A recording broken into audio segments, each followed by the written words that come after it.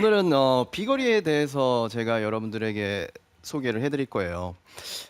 골프를 치시는 분들이 가장 원하는 게 뭘까요? 비거리 많이 원하시죠. 그렇겠죠. 아무래도 뭐 그리고 저는요. 거리 많이 네. 나갔을 때를 생각하면서 줄어서 우울해하시는 분도 많고요. 저는 세포 말고 한 10포 깨워주세요. 그러니까 아. 지금처럼 네. 비거리 얘기하니까 네. 아주 다들 흥분 상태야. 다들 너무 흥분 기대돼. 상태야. 아니 나 시작도 안 했어.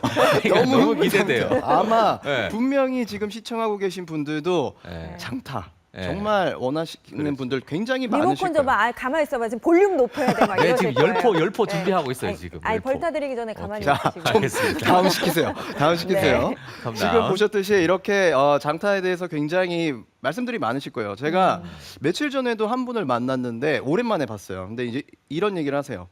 내가 공 친 지 35년 됐어. 이 프로 내가 공 친 지 35년 돼서 이것저것 다 해봤어. 뭐 홀인원도 해보고 싱글도 해보고 다 해봤는데 정말 이 10m만 늘었으면은 원이 없겠어. 라는 얘기를 하시더라고요. 그러니까 그만큼 이 거리에 대한 스트레스를 굉장히 많이 받고 계신다는 걸 제가 느꼈어요. 그분 비거리 10m 늘리고 가셨어요? 아니요. 그분은 이제 그러니까 제가 아시는 분이라서 그냥 그냥 얘기를 같이 나누셨군요. 얘기를 나누시다가 네. 그러셨는데 이거 오늘 보셔야겠네요. 그렇죠, 맞아요. 그래서 제가 그 정말 35년 동안의 그 한을 정말 오늘 제가 한번 풀어보겠습니다. 네, 여러분들도 다 하실 수 있어요. 왜냐하면 저도 했어요. 저는 한이 더 깊어. 35년 더 돼가지고. 이현 프로니까 한 거 아니에요? 아니요, 그게 제가 생각했을 땐 그래요. 네. 물론 지금 장세별 아나운서처럼 모든 사람들이 그 질문들을 하고 계셨을 거예요. 에이, 너 이현 프로니까 했지 이런 얘기들을 다들 하시겠지만 사실 저는 그렇게 생각해요. 저라고 다를 게 없어요. 물론 어떻게 해야 되는지를 저는 알게 됐고 네. 여러분들은 모르시는 거예요. 그러니까 어떻게 해야 되는지 알고 연습을 하고 어디에 초점을 맞춰서 연습을 한다면 저는 분명히 여러분들의 그 장타 세포를 깨워서 장타를 칠 수 있을 거라고 정말 믿어 의심치가 않아요.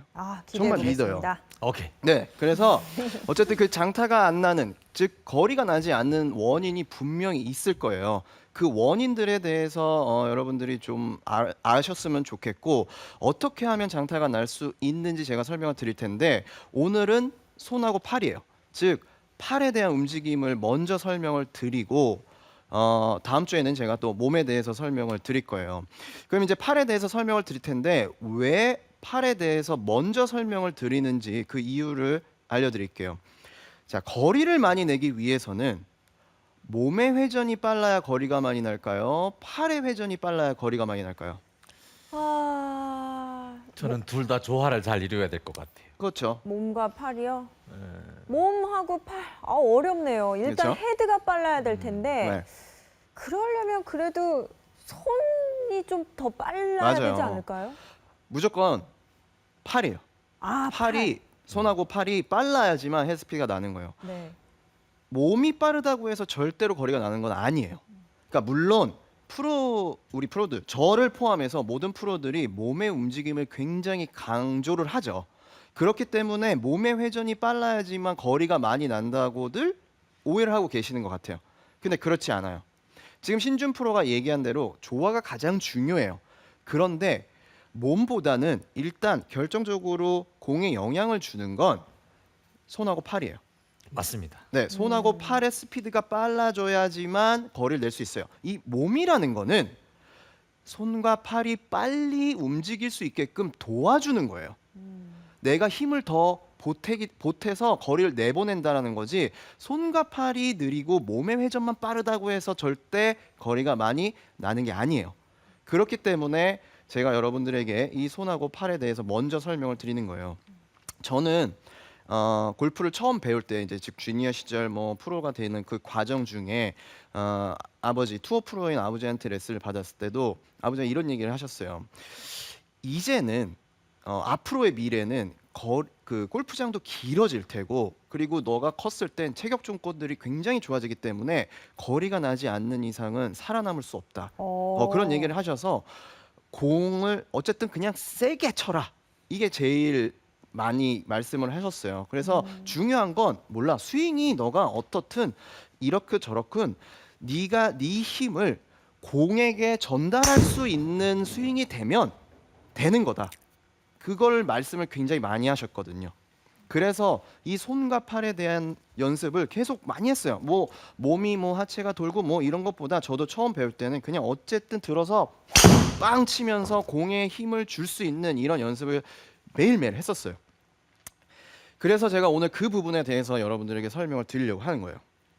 자, 그러면 첫 번째로 제가 몇 가지를 알려드릴 텐데 이 손과 팔을 잘 휘두르기 위해서는 뭐가 필요한지 좀 설명을 드릴게요. 첫 번째로는 바로 그립을 확인을 해야 돼요. 그립을 확인해야 되는데 거리를 어느 정도 내시는 분들의 그립을 이렇게 살펴보면 스트롱 그립이지 위크 그립이 흔치는 않아요. 뭐 네. 물론 위크 그립으로도 장타를 치신 분들이 있겠지만 그런 그립을 하시기보다는 좀 더 스트롱한 그립을 해주시는 분들이 오히려 힘을 잘 써요. 자, 근데 그 힘이 어떤 힘이냐라는 걸 여러분들이 좀 아셔야 돼요. 스트롱 그립을 하는 이유는요. 클럽 헤드를 잘 회전시키기 위해서요. 회전. 그러니까 좀 어떤 그 오해를 하시는 분들이 있는데 이 헤드 스피드라는 게요.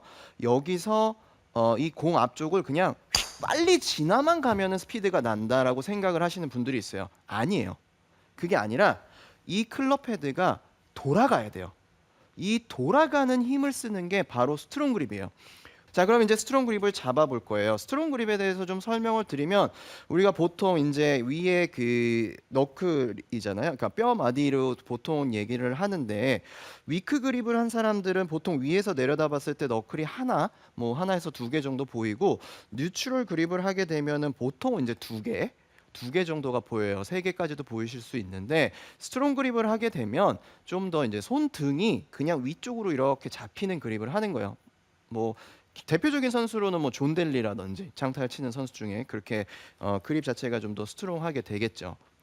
이런 식으로 손등이 많이 보이게 잡는 게 스트롱 그립이라고 생각을 하시면 돼요. 그냥 뭐 모양을 잡지 마시고 그냥 손등이 위에서 내려잡는다라고 생각을 하시면 스트롱 그립이 되는 거예요. 그러면 사실 안쪽을 보게 되면 이렇게 손등으로 잡으면 손가락이 조금 잡히고 손등이 굉장히 많이 잡혀서 안에가 많이 비어 있는 느낌이 나요. 네, 근데 그게 좋아요. 아, 그래요. 그걸 불안해하시는 분들이 많더라고요. 네. 네, 그런데 막상 이렇게 잡고 이 안에 비어 있는 것 같은데라고 하셔서도 이렇게 잡고 쳐보면 헤드가 되게 빨리 도는 느낌을 잘 받는다라고 말씀을 하세요. 그렇기 때문에 스트롱 그립을 여러분들이 꼭 해주셔야 돼요. 근데 이것도 중요한데 제가 이 스트롱 그립을 하기 전에 꼭 여러분들에게 말씀드리고 싶은 주의사항이 있어요. 대부분요 스트롱 그립을 할 때 어떻게 잡느냐 이렇게 잡아요. 이렇게 힘을 주시는 분들 지금 네. 웃고 계시지만 진짜 많아요. 맞아요. 네, 팔 자체를 진짜 이렇게. 많아요. 네. 그러니까 스트롱 그립을 하자고 하니까 팔까지 이렇게 이렇게 돌리고 네. 어깨까지 이렇게 힘을 주는 그립을 하시는 분들이 굉장히 많아요. 그러면 이게 스트롱하게 쥐어지긴 하죠. 굉장히 힘이 막 쥐어지는 것 같지만 사실 이거는 회전력이 떨어지는 게 아니라 꽉 쥐고 딱 이렇게 맞히기 좋은 스윙이에요. 그러면 회전력이 없어지겠죠. 그러니까 스트롱 그립을 해도 꼭 주의사항이 있는데 어떤 거냐면 스트롱 그립을 할 때도요. 왼쪽 어깨 그리고 팔꿈치를 낮춰진 상태에서 스트롱 그립을 해주셔야 돼요. 그래야 아까 신주 프로가 얘기했던 이런 회전력이 생길 수가 있는 거예요. 아까처럼 이렇게 잡잖아요. 다운스윙 어떻게 되냐면요. 100% 이렇게 돼요. 그러면 돌지 못하고 내려칠 수밖에 없게 되는 거예요. 그러니까 여러분들도 이 스트롱 그립을 잡을 때 어떻게 잡냐면 팔꿈치를 내려줬고 어깨랑 팔꿈치를 내리고 그 다음에 돌려주셔야 돼요. 근데 그게 생각보다 어려워라고 하시는 분들은 제가 그립을 잡지 않게 해요. 어떻게 하냐면 그냥 팔꿈치를 놔두고요. 이렇게 돌려보세요 하면 엄청 잘 돌아요. 엄청 잘 도는데 막상 스트롱 그립을 하려고 하면 팔까지 이렇게 자꾸 이렇게 하신단 말이에요. 그러지 마시고요. 내리고 어깨 내리고 이 상태에서 스트롱 그립을 하시려고 노력을 하셔야 돼요. 물론 팔이 조금 이렇게 돌아갈 수는 있어요.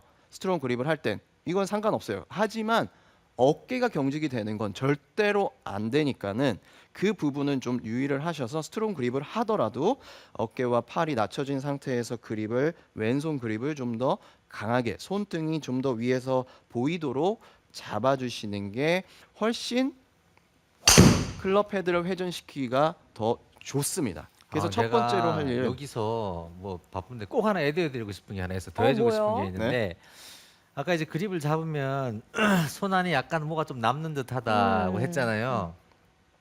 그립을 이렇게 세게 잡는 게 좋다 하는 분도 계시고 네. 이렇게 지금 그렇게 잡다가 약간 남는 거잖아요. 네. 근데 저도 그렇게 생각해요. 왜냐하면 이게 옛날엔 측정이 없었는데 네. 측정치가 있어요. 그래요. 나왔는데 탑 랭커들이 잡을 때 안에 조금씩 남아요. 아. 그 말은 뭐냐면 그립을 이렇게 지지 않는다는 거죠. 약간 느슨하게 져요.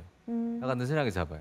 근데 이렇게 잡아요. 근데 그래도 나는 세게 잡아야 되겠다. 그럼 어쩔 수 없지만 그 선수들이 그렇게 하는데 뭔가 이유가 있겠죠? 그렇죠. 이런 아무래도 폴도 그렇게 하면 뭔가 이유가 있을 잡아야 테고. 그렇게 잡아야 손목에 대한 움직임들이 좀 더 자유로워지니까 그럴 수 있어요. 그러니까 네. 왜냐면 이렇게 꽉 이렇게 하려고 하시다가 이렇게 하시는 거거든요. 그러니까 맞아요. 이렇게 약간 여유를 주시면 좋을 것 같아요. 맞습니다. 그래서 지금 신준 프로가 얘기한 대로 첫 번째로는 어찌 됐든 간에 스트롱 그립을 해야 돼요. 아. 그게 기본적으로 뭐 스트롱 그립이 꼭 굳이는 아니더라도 어느 정도 조금은 힘을 갈 수 있게끔 좀 더 엎어 잡는다는 느낌을 가지시는 게 훨씬 더 클럽 헤드를 돌리기가 수월합니다. 그래서 1번은 스트롱 그립을 하셔야 돼요. 자,